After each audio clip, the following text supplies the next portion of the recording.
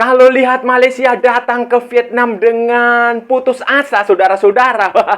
Ya sebenarnya kasihan juga ya, saudara-saudara ya. Karena ya mau gimana lagi, curang sih pakai pemain ilegal segala. Di sisi lain, saudara-saudara, Vietnam yang akan dihadapi Malaysia itu baru saja mencatatkan 12 kemenangan beruntun, saudara-saudara. Yang paling baru kemarin hari Kamis malam itu saat mengalahkan Bangladesh. Jadi halo saudara-saudara, jumpa lagi dengan komentator gadungan di sini. Dengan komentator yang gadungan.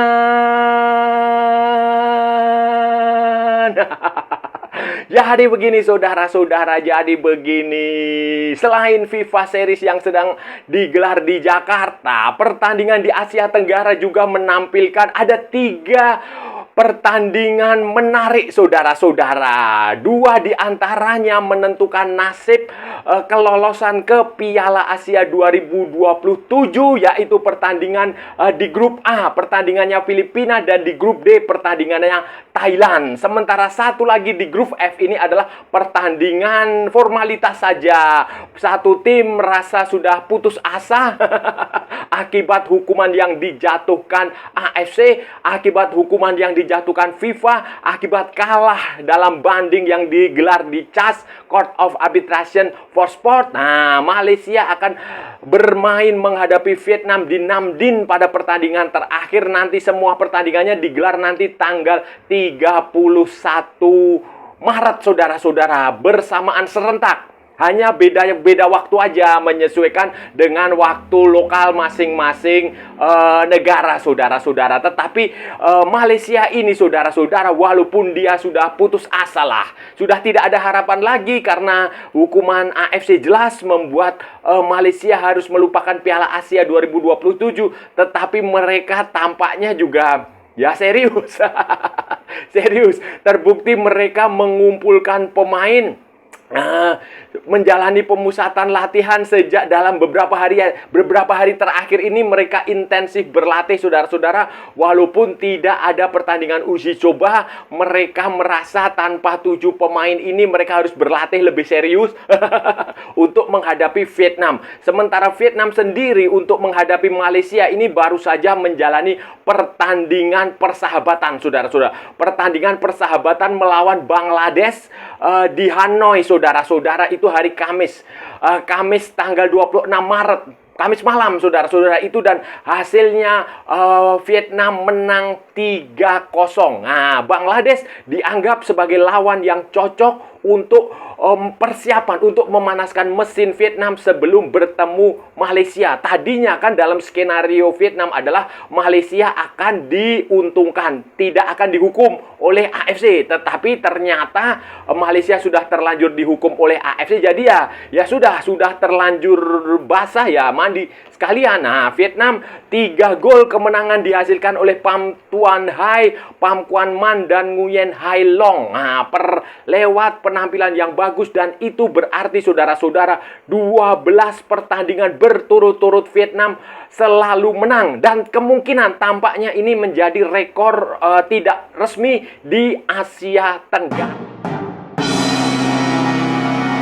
Menghadapi Vietnam, saudara-saudara, Malaysia, pelatih Malaysia Peter Slamovski ini ya terlihat sekali dari komentar dia, dari pernyataan dia yang ya putus asa lah, sudah putus harapan, dia sudah tidak punya harapan lagi, sudah ya kecewa berat lah, saudara-saudara, setelah Malaysia dinyatakan kalah 0-3 dari Vietnam dan kalah 0-3 dari Nepal akibat menggunakan pemain-pemain naturalisasi ilegal. Meskipun demikian, Peter Slamovski tetap memanggil skuad terbaik yang bisa dia panggil, yang bisa dia kendalikan. Mayoritas berasal dari Liga Super Malaysia dengan hanya ada 4 pemain abroad, seperti misalnya Dion Kools di Cerezo Osaka, kemudian Daniel Ting di Ratchaburi Mitterpol di Thailand, kemudian ada Ezekiel Aguero itu main di Ratchaburi di Thailand, kemudian si Endrick itu main di Vietnam.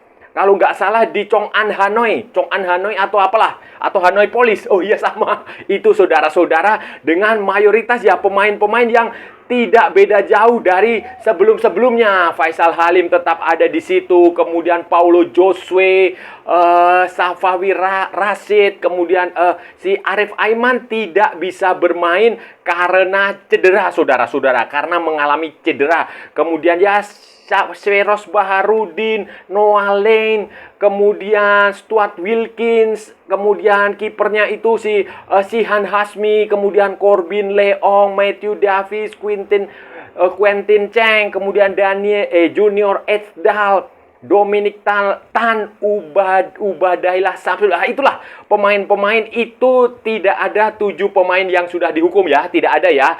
Fagundo Garces tidak ada, Rodrigo Holgado tidak ada, Imanol Macuca tidak ada, Hector Hevel tidak ada, Gabriel Palmero tidak ada, John Irasabal tidak ada, Joao Figueiredo juga tidak ada. Tidak ada, semuanya tidak ada, semuanya dianggap tidak sah, dan mereka berkekuatan ya ini pemain-pemain yang mereka panggil. Mereka mengatakan ingin menang, walaupun juga bukan hal mudah, saudara-saudara, karena Vietnam juga tampil dengan skuad terbaik. Philip Nguyen dan Van Lam juga dipanggil, kemudian si pemain paling kotor di Asia Tenggara, Duan Van Hau itu juga dipanggil. Kemudian di depan yang Nguyen Quang Hai, kemudian Rafael Son, Nguyen Quan Son juga dipanggil. Kemudian banyaklah saudara-saudara pemain bagus Vietnam. Ada juga pemain naturalisasi seperti Hendrio itu juga dipanggil. Kemudian Jason Pongdang itu juga tetap diberi kesempatan untuk bermain. Jadi Vietnam juga tampil dengan kekuatan penuh, dan mereka juga tidak mau main-main. Mereka mau menang lah saudara-saudara, karena kalau ini menang nanti lawan Malaysia berarti 13 pertandingan berturut-turut Vietnam menang. Ini menjadi incaran mereka, sekaligus akan menjadi penutup kualifikasi Piala Asia yang cukup membanggakan bagi Vietnam, karena mereka akhirnya bisa membalas kekalahan 0-4 waktu di Bukit Jalil, di mana Malaysia menggunakan pemain-pemain ilegalnya. Berkaca dari pertandingan pertama, saudara-saudara, ketika Malaysia mengalahkan Vietnam 4-0 pada waktu itu ya, memang terlihat sekali kualitas Malaysia waktu itu ya. Waktu itu bagus, waktu itu solid, waktu itu keren lah waktu itulah.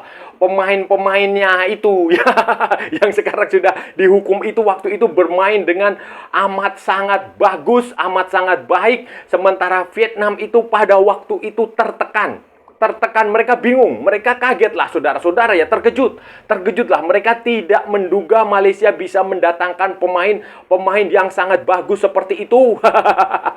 Malaysia bermain sangat solid sejak kick off sampai pertandingan terakhir. Mereka mendikte semua sektor lapangan. Bola passingnya hidup, kemudian eksekusi tendangannya, kemudian pressingnya, ketika bertahan mereka juga sangat disiplin pada waktu itu ya, tahun yang lalu.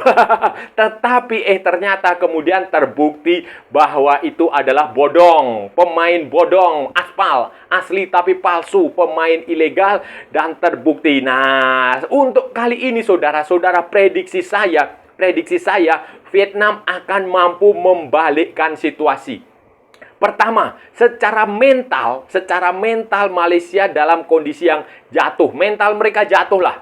Jatuh karena tidak bisa lolos ke Piala Asia, karena pemain-pemainnya 7 pemain itu terbukti ilegal, karena 7 pemain itu terbukti tidak sah. Itu secara mental mereka jatuh dan mereka tidak ngapa-ngapain. Ini pertandingannya hanya formalitas, tidak ada lagi yang dikejar dari pertandingan ini. Jadi secara mental ini berpengaruh sekali, dan itu butuh waktu yang cukup lama. Kedua, secara teknis, secara kualitas juga pemain-pemain yang ini tidak sebagus jika ada 7 pemain yang kemarin. Apalagi maskot mereka, si Arif Aiman Hanafi itu tidak akan bisa bermain, saudara-saudara. Arif Aiman tidak akan bisa bermain, walaupun Faisal Halim bisa main di situ. Tetapi ini 2 pemain ini kalau satu nggak main, ini agak timpang lah, agak pincang sedikit. Jadi secara teknis maupun non teknis saya rasa Malaysia tidak akan mampu mengatasi Vietnam. Ya mungkin Vietnam akan menang lah, menang sedikit tipis skor 1-0 juga bisa 1-0, 2-1, tapi nggak akan setelah waktu seperti halnya waktu pertandingan pertama di Kuala Lumpur di Bukit Jalil dan Malaysia yang akan menjalani pertandingan putus asa melawan Vietnam, saudara-saudara. Tim Asia Tenggara lain yang akan menjalani pertandingan penentuan di kelolosan ke Piala Asia adalah Thailand dan Filipina. Thailand sedikit lebih enak karena dia akan main di Stadion Raja Manggala melawan Turkmenistan ya. Turkmenistan, saudara-saudara, melawan Turkmenistan nanti tanggal 31 Maret pukul 19.30 waktu Bangkok atau waktu Indonesia Barat. Dan Thailand, saudara-saudara, Madam Pang sudah menjanjikan bonus. Bonus yang cukup besar, saudara-saudara, 3 juta baht, 3,3 juta baht atau sekitar 1,5 miliar rupiah. Itu jumlahnya ya, kalau nggak salah. Kalau salah ya mohon maaf, namanya juga gadungan. Kemudian menghadapi pertandingan ini, saudara-saudara, Thailand, Anthony Hudson itu memanggil skuad terbaik yang bisa dimiliki. Karena ada beberapa pemain yang cedera, seperti si Supanat itu cedera. Tetapi selebihnya itu pemain-pemain utama mereka bisa dipanggil, termasuk Nicolas Mikkelsen, pemain keturunan yang main di Jerman. Kemudian Jonathan Kemde juga dipanggil lagi. Pemain kontroversial Ratchaburi. Kemudian Jude Song Subel itu juga dipanggil. Jude Song Subel pemain keturunan Inggris, mantan jebolan Chelsea. Kemudian Sopachok Saracat, kemudian Sarah Yuyen, Teraton Bun Matam, kemudian si Chanatip Songkrasin juga dipanggil. Jadi Thailand datang dengan kekuatan penuh, dengan kekuatan terbaik dia, saudara-saudara. Dia menanglah ini kalau menurut saya Thailand. Thailand ini menurut saya akan bisa menang. Yang agak sedikit berat dan harus bekerja keras adalah Filipina, saudara-saudara. Karena Filipina akan tandang ke Tajikistan. Akan tandang ke Tajikistan di Hisor kotanya. Dan untuk menghadapi pertandingan ini, Filipina juga sebenarnya memanggil skuad terbaik dia. Pelatihnya itu yang dari Spanyol itu memanggil skuad terbaik, termasuk Kevin Mendoza, Quincy Kamerat, kemudian ada lagi Paul Tabinas dari Dinamo Zagreb, kemudian Sandro Reyes Maniot, kemudian Bjorn Martin Christensen, kemudian Gerrit Holtman dari Bochum. Banyak sekali, saudara, banyak sekali.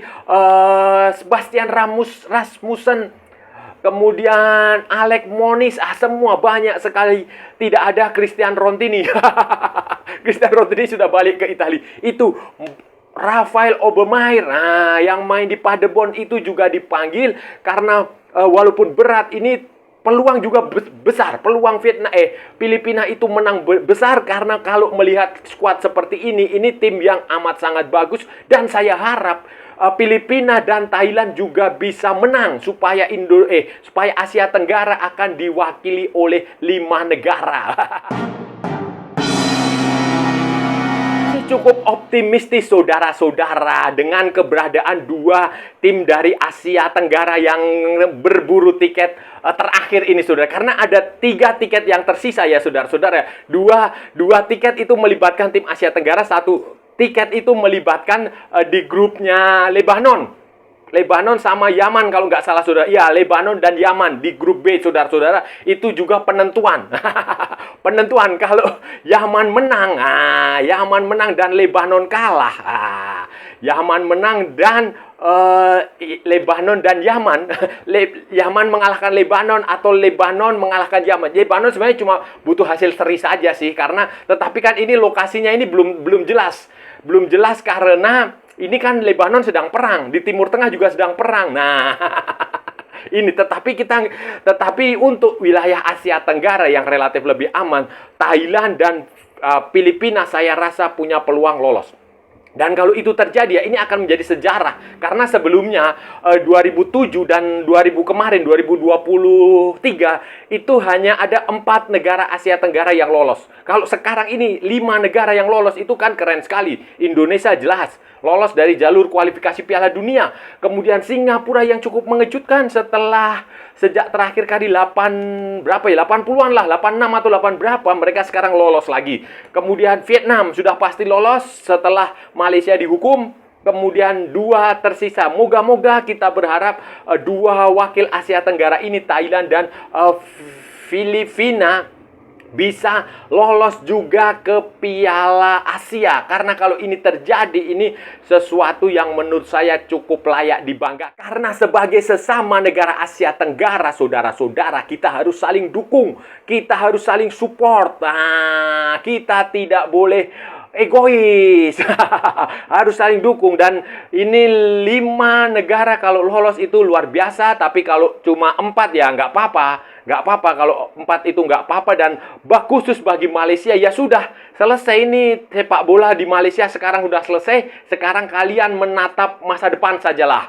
Sudah lupakanlah 2027, lupakanlah kejadian pemain ilegal itu. Sekarang kalian fokus ke kualifikasi Piala Asia 2031 maupun kualifikasi Piala Dunia 2030 kalau tidak ada hukuman tambahan yang bakal dijatuhkan FIFA atau AFC terhadap Asosiasi Sepak Bola Malaysia terkait skandal naturalisasi itu. Karena harapan banyak orang adalah Malaysia mendapatkan hukuman tambahan. Tetapi kalau itu nggak ada, ya sudah, fokus ke depan. Nah, saudara-saudara, itu tadi pembahasan kita hari ini, saudara-saudara. Kita sudah bicara panjang lebar dari A sampai Z, dari barat sampai ke timur, dari utara sampai ke selatan, dari Sabang sampai Merauke, dari Pulau Rote sampai Pulau Miangas, dari New York sampai San Francisco, dari London sampai Istanbul, dari Zimbabwe sampai Vanuatu, dari Malvinas sampai Greenland, dari Santa Fenang sampai Kota Kinabalu. Semua sudah kita ulas, semua sudah kita cakap, semua sudah kita bacotin, semua sudah kita gibahin secara bebas. Bebas. Yang penting sopan. Hari ini tadi kita bicara tentang kualifikasi Piala Asia yang melibatkan tim-tim dari Asia Tenggara, khususnya Malaysia yang datang ke Vietnam, yang pergi ke Vietnam, ke Nam Dinh dalam kondisi putus asa setelah 7 pemain ilegal naturalisasinya dinyatakan bersalah oleh CAS Court of Arbitration for Sport. Kemudian hukuman dari Konfederasi Sepak Bola Asia kemudian turun dan Malaysia dinyatakan kalah 2 kali melawan Vietnam dan melawan Nepal, sehingga itu membuat pertandingan tanggal 31 Maret itu nanti tidak ada pengaruhnya apa-apa. Di sisi lain, Malaysia yang putus asa akan melawan Vietnam yang sedang dalam kondisi terbaik. Vietnam baru saja mencatatkan 12 pertandingan, 12 kemenangan berturut-turut di semua pertandingan. Nah, gokil saudara-saudara. Dan mereka datang dengan kekuatan terbaik. Semua pemain bisa main, termasuk Duan Van Hau, pemain paling brutal di Asia Tenggara. Kemudian Rafaelson juga dipanggil. Hendrio, pemain naturalisasi dari Brasil atau Portugal juga dipanggil. Kemudian Jason Pongdong dari Prancis juga dipanggil. Selain Vietnam yang menjalani pertandingan pertandingan formalitas melawan Malaysia, 2 tiket Piala Asia bisa mungkin didapatkan oleh wakil Asia Tenggara, di mana Thailand akan menghadapi Turkmenistan dan Filipina akan menghadapi Tajikistan.